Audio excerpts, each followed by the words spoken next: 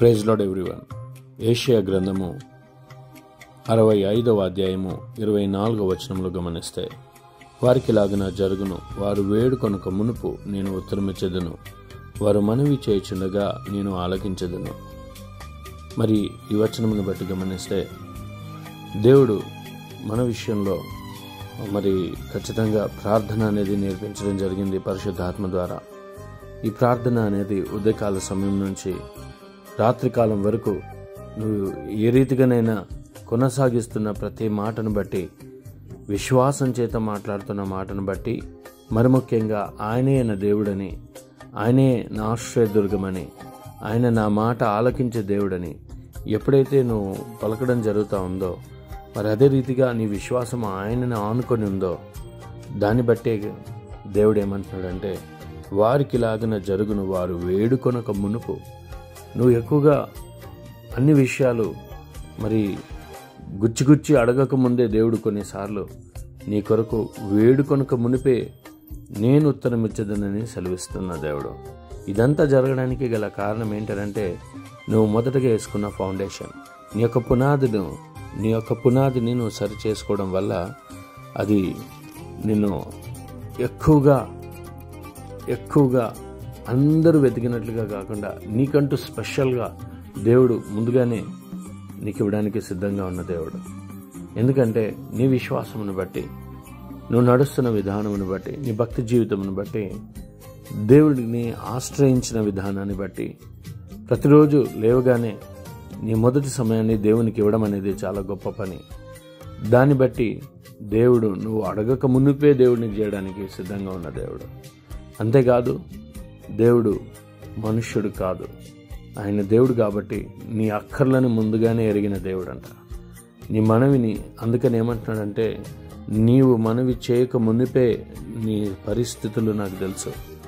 మరి దేవుని వాక్యం ద్వారా వింటున్న నిన్నును బట్టి, ఇదిగో నీకు దేవుని దగ్గర నుంచి నువ్వు ఎదుగుతున్న విధానమును బట్టి దేవుడు నీకు ఉత్తరం ఇచ్చును గాక. మరి మనవి చేయుచుండగా నేను ఆలకించదంటున్న దేవుడు. అంతేకాదు, నీవు అడగక మునిపే ఇస్తాను, మళ్ళీ నువ్వు మనవి చేస్తున్న దాన్ని నేను ఆలకిస్తున్నాను అని సెలవిస్తున్న దేవుడు. నువ్వు అడగక మునిపే నేను ఇవ్వడానికి సిద్ధంగా ఉన్న దేవుడును. అదే రీతిగా నువ్వు మళ్ళీ ఏదైతే మనవి చేస్తున్నావో, ఆ ప్రార్థిస్తున్నావో, దాన్ని ఆలకిస్తున్నాను కూడా. మరి దేవుడు రెండు రకాలుగా పనిచేస్తున్నాడు నీ జీవితంలో. ఇది ముందుగానే ఇస్తున్నాడు, అదే రీతిగా మళ్ళీ నీ సమస్య ఏంటో నాకు చెప్పు, నేను దాన్ని వింటాను అని అంటున్న దేవుడు. మరి రోజు నీవు సమస్యలాగానే పెట్టుకుంటున్నావా? మరి దేవుని దగ్గరికి వెళ్తున్నావా? దేవునితో మాట్లాడగలుగుతున్నావా? దేవునికి నీ సమస్యను అప్పగిస్తున్నావా? మరి ఖచ్చితంగా దేవుడు నీ సమస్యకి తగిన పరిష్కారం దేవుడు ఇవ్వడానికి సిద్ధంగానే ఉన్న దేవుడు. నువ్వు ఎప్పటికీ దేవునికి నీకు మధ్యలో డిస్టెన్స్ అనేది ఉండడానికి వెళ్ళలేదు, నీకు మధ్యవర్తి ఏ ఒక్కరు ఉండడానికి వెళ్ళలేదు. మరి మోషే కాలంలో మరి దేవునికి ఇజ్రాయెల్ ప్రజలకి మధ్యవర్తి మోషేగా ఉన్నట్టుగా కనబడతా ఉంది. అలాగనా కాకుండా మనము దేవునితో కనెక్షన్ ఏర్పాటు చేసుకోవాలి, మనమే దేవునితో సహవాసం ఏర్పాటు చేసుకోవాలి. స్పెషల్గా నువ్వు ఏర్పాటు చేసుకుంటున్న నీ విశ్వాసమును బట్టి ఖచ్చితంగా దేవుడు నీకు ఉత్తరం ఇవ్వడానికి సిద్ధంగా ఉన్న దేవుడు. నీ ప్రతి ఆలోచనలకి జవాబులు ఇచ్చే దేవుడు. నీ ప్రతి తలంతులని దేవుడు ఆశీర్వదిస్తాడు, మంచి తలంతులైతే. అందుకనే దేవా, ఇదిగో నా యొక్క విశ్వాసాన్ని, ఇదిగో నా యొక్క మనవిని ఇదిగో మీరు వినండి అయ్యా, నా విశ్వాసాన్ని పెంచండి, నాలో అల్ప విశ్వాసం ఉంటే తీసేయండి, ఇదిగో కానీ ప్రార్థించే మనస్సాక్షిని నాలో పెంచండి ప్రభా. ఇదిగో ప్రతిరోజు ఉదయాన్నే లేచి, ఇదిగో సాయంకాలం మధ్యాహ్నకాల సమయం దానియేలు వలె నేను చేసే ప్రార్థన జీవితాన్ని నాకు అనుగ్రహించండి, అలాంటి ప్రార్థన అభిషేకాన్ని నాలో పెంచండి నువ్వు అడగాలి. ఖచ్చితంగా నువ్వు ప్రార్థించాలి. నీ మనవి దేవుడు ఖచ్చితంగా వింటాడు.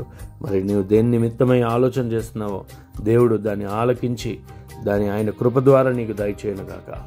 దేవుడి వాక్యం దీవించును గాక. పరిశుద్ధుడా, మహోన్నతుడా, ఇదిగో అవును తండ్రి, నువ్వు గొప్ప దేవుడవు. ఏ నాటికి నీ తండ్రి మనుషులను విడనాడు నువ్వు.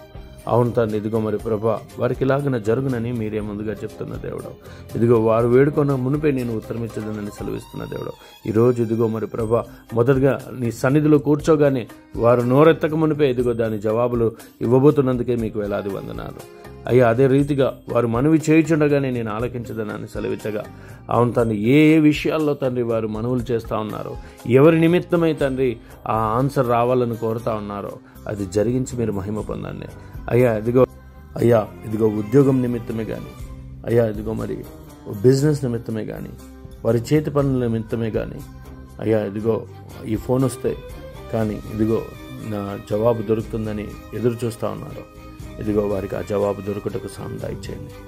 అయ్యా ఇదిగో నీ దూతలను పంపించండి. అయ్యా వారి కార్యాలను జరిగించండి, వారి పరిస్థితులను దాటించండి.